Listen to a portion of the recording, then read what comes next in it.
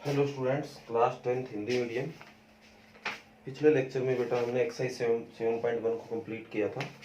आज हम उसके उदाहरण करने वाले हैं। इसके बेटा 5 उदाहरण और पांचों के पांचों बेटा बहुत ज़्यादा इंपॉर्टेंट है, इसलिए पूरा ध्यान से आपको इन उदाहरणों को देखना है। तो देखिए बेटा, उदाहरण नंबर 1 क्या बोला गया है। क्या बिंदु 3 2 -2 -3 और 2 3 एक त्रिभुज बनाते हैं? यदि हाँ तो बताइए कि किस प्रकार की त्रिभुज है। तो बेटा इसके बारे में हमें बताना है कि आपको ये देखना है कि क्या पहली बात तो ये कोई त्रिभुज बनाते हैं या नहीं बनाते, और दूसरी बात अगर बनाते हैं तो किस तरह की त्रिभुज बनाते हैं। तो 3 पॉइंट बेटा त्रिभुज तो बना ही सकते हैं, इसमें कोई शक नहीं है, पर कई बार पॉइंट एक ही लाइन में आ जाते हैं, सरेखीय होते हैं, तब जाके दिक्कत आ जाती है। हालांकि उसके बारे में भी हम बात कर चुके हैं, सरेखीय क्या होता है। तो देखो बेटा हमें क्या करना है। तो ये त्रिभुज के तीनों अपने पॉइंट आपको ये चेक करना है किस प्रकार के त्रिभुज है। समबाहु है, समद्विबाहु है, विषमबाहु है, या एक वो समकोण त्रिभुज है। इस तरह के त्रिभुजों के बारे में आपको पता करना है।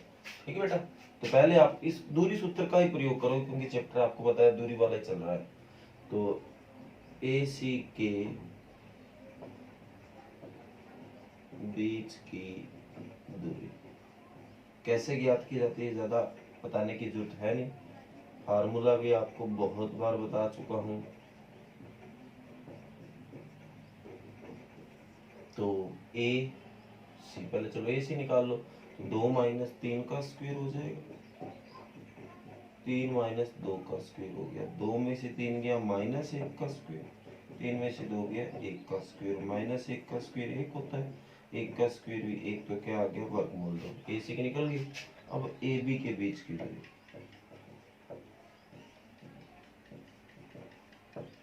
तो फार्मूला तब भी वही रहेगा, तो बार बार फार्मूला लिखने की जरूरत नहीं है। तो AB तो -2 - 3 का स्क्वायर प्लस -3 - 2 का स्क्वायर, ये आपका बन गया -5 का स्क्वायर, ये भी -5 हो गया उसका स्क्वायर। तो -5 का स्क्वायर 25 होता है, और -5 का भी 25, तो वर्गमूल 50 आ गया। ठीक है बेटा। इसके बाद रही बात BC, तो BC के बीच की दूरी,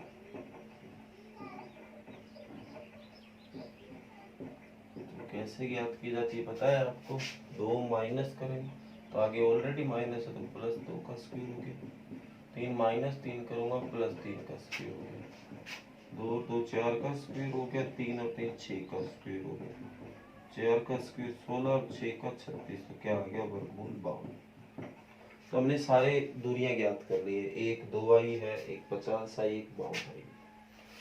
तो देखो बेटा, अब हमें ये पता करना है कि किस प्रकार की त्रिभुज है। एक तो देखो बेटा, तीनों आपस में बराबर नहीं है, ये 2 है, ये 50 है, ये 52, तो ना तो ये समबाहु है ना ये समद्विबाहु है, एक विषम बाहु त्रिभुज है। विषम बाहु के साथ साथ आपको ये भी चेक करना है कि क्या कोई और भी है क्या, और समकोण हो सकती है। समकोण में पाइथागोरस का फार्मूला लगता है, आपको पता है, कर्ण का स्क्वायर बराबर आधार का स्क्वायर प्लस लंब का स्क्वायर। अब हमें ये तो नहीं पता कर्ण कौन है, आधार कौन है और लंब कौन है, पर जो इनमें सबसे बड़ी भुजा होती है वो कर्ण होती है।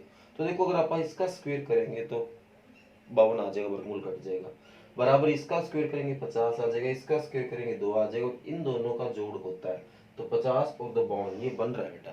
ठीक है, तो ये एक समकोण त्रिभुज हो सकती है। तो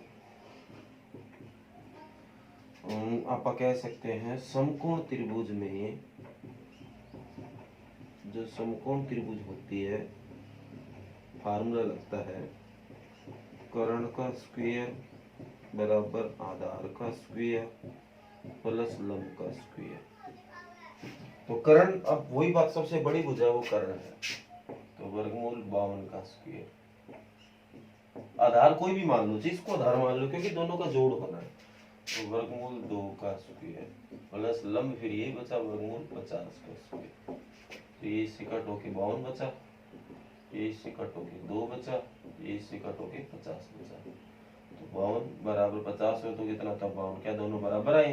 पाइथागोरस लग रहा है, और पाइथागोरस अगर लग रहा है तो ये एक समकोण त्रिभुज है। तो विषम बाहु के साथ साथ ये एक समकोण त्रिभुज भी है। ओके बेटा, तो ये आपका उदाहरण नंबर 1 था।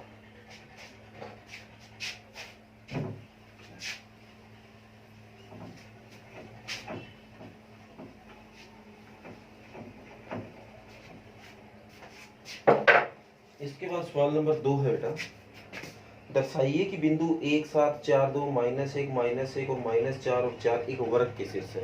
बेटा इस तरह के सवाल आप पहले भी कर चुके हैं, आपको कुछ नहीं करना, ए बी सी डी इनका नाम दे दो। पहले ए से बी के बीच की दूरी याद कर लो, फिर ए से सी के, फिर ए से डी के, फिर बी से सी के, फिर बी से डी के, फिर सी से डी के। आप ये 6 दूरियां याद कर लेना। इस तरह का सवाल भी आप पहले कर चुके हैं, सवाल नंबर 5 था एक्सरसाइज का। फिर अगर ये वर्ग है ना बेटा, तो 4 एक जैसे आएंगे और 2 उनके डबल होंगे। हालांकि रियलिटी में वो डबल नहीं होते, पर दिखने में वर्गमूल के अंदर डबल नजर आते हैं। तो बेटा सीधी सी बात है, 4 एक जैसे और 2 इनके अगर डबल आते हैं तो ये एक वर्ग है। तो देखो आप, उदाहरण है, इतना कोई मुश्किल नहीं है, आप अगर देखोगे तो हो जाएगा। आगे उदाहरण नंबर 3 कहता है, आकृति एक आपको दे रहा हूं मैं 7 पॉइंट से, किसी कक्षा में रखे डेस्कों की व्यवस्था दर्शाती है। कोई डेस्क रखे हैं बेटा, बेंच रखे हैं, असीमा भारती और कैमिला कर्मस यहाँ ऐसे करके उनके पॉइंट रखे हैं बैठी। क्या आप सोचते हैं कि वे एक सीध में बैठी है? सह कारण उत्तर दीजिए। आपको ये बताना है कि क्या वो एक सीध में है, एक लाइन में है, मतलब सहरेखी है या नहीं, इस तरह का सवाल है। तो देखो बेटा, आपको तीनों बिंदु दे रखे हैं। अब क्या दे रखे हैं, एक सवाल में हमने तीनों बिंदु को निकाला भी था। तो ये आगे आपका आ गया सी। तो काम यहाँ वो भी दूरी वाला ही करना है, दूरी इनके बीच की चेक करनी है। तो पहले आप चेक करो ए सी के बीच की दूरी। तो ए सी की करेंगे, कैसे की जाती है बताइए आपको, 8 - 3 का स्क्वायर, 6 - 1 का स्क्वायर। 8 में से 3 गया 5 का स्क्वायर हो गया, 6 में से गया 5 का स्क्वायर हो गया। तो 5 का 25 अभी निकाला ही था, 5 का 25 50। 50 को थोड़ा और छोटा भी कर सकते हैं, 25 गुना 2, 25 का वर्गमूल 5 वर्गमूल 2 हो गया। इसी तरह ए बी के बीच की दूरी कैसे ज्ञात की जाती है पता है आपको, 6 - 3 का स्क्वायर, 4 - 1 का स्क्वायर। 6 में से 3 गया 3 का स्क्वायर हो गया, 4 में से 1 गया 3 का स्क्वायर हो गया। 3 का स्क्वायर 9, 3 का स्क्वायर 9, 18 आ गया। 18 को मैं 9 गुना 2 लिख सकता हूँ, 9 का वर्गमूल 3 हो गया, 3 वर्गमूल 2। इसी तरह बच गया आपका बी सी के बीच की दूरी। तो तरीका तो वही रहेगा, 8 - 6 का स्क्वायर, 6 - 4 का स्क्वायर। तो 8 में 6 गया 2 का स्क्वायर हो गया, 6 में 4 गया 2 का स्क्वायर। तो ये भी 4 और ये भी 4, 8 हो गया। 8 को 4 गुना 2 लिख सकता हूँ और 4 का वर्गमूल 2 वर्गमूल 2 आ गया। तीनों दूरियां हमने ज्ञात कर ली है। अब हमें ये चेक करना है कि क्या ये सहरेखीय है, एक ही लाइन में है क्या।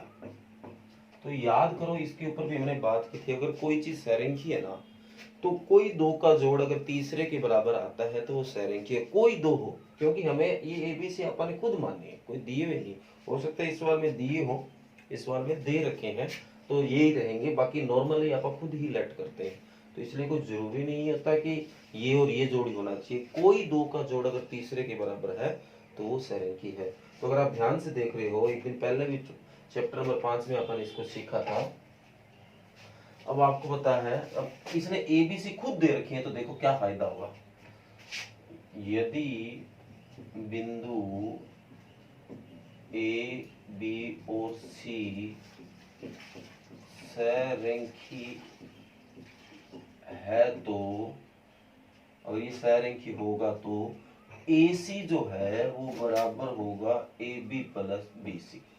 अब देखो, इसने खुद ए बी सी दे रखा, तो मैं ज्यादा जोर नहीं आएगा, ये जो ए सी है वो A B plus B C के बराबर होगा। अगर ये ना दे तो क्या होगा, कोई दो का जोड़ तीसरे के बराबर हो तो सहरेखीय चल जाएगा। तो ए सी आपको दे रखा 5 वर्गमूल 2, ए बी आपने निकाला 3 वर्गमूल 2, और ये आपने निकाला 2 वर्गमूल 2। तो बेटा ये तो आपके लिए बेसिक है, 3 वर्गमूल 2 और 2 वर्गमूल 2 कितना हो गया, 5 वर्गमूल 2। और अगर ऐसे समझ ना आ रहा हो तो इसमें से कॉमन निकाल लो, वर्गमूल 2 यहाँ से कॉमन आ गया, तो यहाँ बचा 3, यहाँ बचा 2, तो 5 वर्गमूल 2, 3 और 2 कितना हो गया 5 वर्गमूल 2। तो क्या दोनों बराबर है? बराबर है बेटा।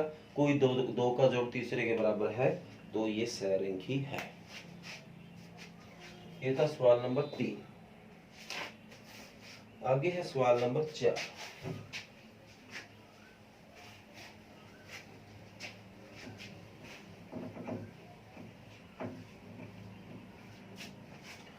कहते हैं x और y में एक संबंध ज्ञात कीजिए ताकि बिंदु x y बिंदुओं 7, 1 और 3, 5 से समदूरस्थ हो। बेटा सवाल नंबर 10 जो अपन ने कल ही किया था ऑलमोस्ट उसी का कॉपी सवाल बेटा, ये आपको अपने आप करना है। जो सवाल नंबर आखिरी 10वां किया था ना अपन ने 7.1 का, बिल्कुल उसी तरीके से करना है बेटा। जो अपन ने किया आप उसको उसी तरीके से फॉलो करके कर लेना, आपको 1% भी दिक्कत नहीं आएगी। तो ये सवाल नंबर 4 में आपको अपने आप करने के लिए दे रहा हूँ। आगे है 5वां सवाल बेटा, मोस्ट इंपोर्टेंट सवाल है, ध्यान से आपको देखना है, बहुत बार पेपर में आया है। हालांकि ये भी सवाल आप कर चुके हो, सवाल नंबर 7 की तरह है, पर जो आसान हो वो आपके लिए छोड़ रहा हूँ। हालांकि ये भी आसान है, फिर भी इंपॉर्टेंट है इसलिए मैं करवा रहा हूँ आपको। कहते हैं वाई एक्स पर एक ऐसा बिंदु ज्ञात कीजिए जो बिंदुओं 6, 5 और -4, 3 से समदूरस्थ हो। बेटा वाई अक्ष पर एक बिंदु पड़ा है, मान लेते हैं यहाँ, और ये जो दो बिंदु आपको दे रखे हैं 6, 5 और जो बी है -4 और 3 से ये समदूरस्थ, मतलब ये दूरी और ये दूरी आपस में बराबर है, इसका अपन नाम सी दे देते हैं। तो वाई एक्स पर बिंदु है तो एक्स का मान हमेशा 0 होता है, वाई का कुछ भी होगा। तो एक चीज आपने समझ ली होगी, अगर x अक्ष पर बिंदु हो तो हमें लेना होता है x और 0, और y अक्ष पर अगर बिंदु है तो क्या लेना होगा 0 और y। बच्चे इसमें मोस्टली गलती करते थे, इसलिए ध्यान से सुन लो। अगर x अक्ष पर बिंदु ले रहे हो तो x और 0, और y अक्ष पर बिंदु ले रहे हो तो 0 और y। ओके बेटा, तो अकॉर्डिंग टू क्वेश्चन प्रश्न अनुसार जो a c के बीच की दूरी है वो बराबर है BC के बीच की दूरी। समझ आ गई होगी, समदूरस्थ है। तो दूरी कैसे ज्ञात की जाती है आपको पता है, AC 0 - 6 का स्क्वायर, y -5 का स्क्वायर। इसी तरह BC 0 - 4 करूंगा +4 का स्क्वायर हो जाएगा, और y -3 का स्क्वायर हो गया। दोनों तरफ स्क्वायर करूंगा, इससे कट हो जाएगा, तो 0 में से 6 गया -6 का स्क्वायर हो गया, और ये y -5, इसको चलो एक बार पढ़ा है, y -5 का स्क्वायर, ये 0 + 4 4 का स्क्वायर हो गया, ये y -3 का स्क्वायर हो गया। तो ये 6 का स्क्वायर बेटा 36 होता है। ये फार्मूला बन रहा है a² + b² - 2ab।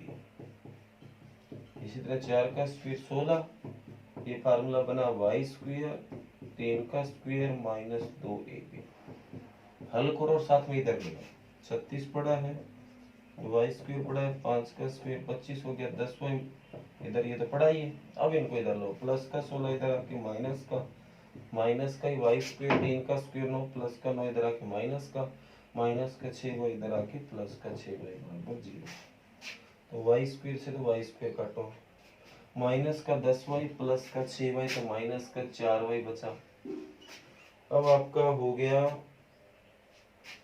25, 16 और 9 25 माइनस का, इससे प्लस 25 कट हो गया, तो प्लस का 36 बच गया बराबर 0। प्लस का 36 इधर आके माइनस का, तो माइनस से माइनस कट, तो y बराबर 36/4 कट के कितना आ गया 9। तो आपकी y का मान आ गया, और y आ गया तो आपका जो c है 0 और 9 आ गया। ओके बेटा, उम्मीद करता हूँ कि आपको समझ भी आ गया, और समझ आ गया तो बेटा बहुत अच्छी बात है।